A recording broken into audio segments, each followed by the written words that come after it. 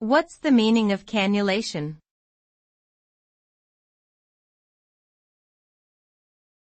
Cannulation.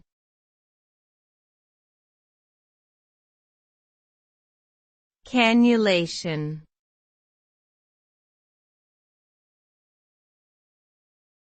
Cannulation.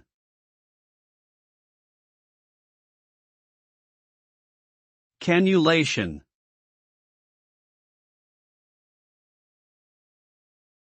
Cannulation refers to the process of inserting a thin tube called a cannula into a vein or artery in order to provide access for medical procedures such as hemodialysis or administering medication.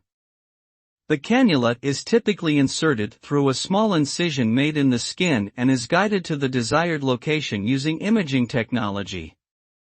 Once in place, the cannula allows healthcare professionals to take blood samples, monitor blood pressure, and deliver medications or fluids directly into the bloodstream. Cannulation is a common and important technique used in various medical settings for diagnostic, therapeutic, and monitoring purposes.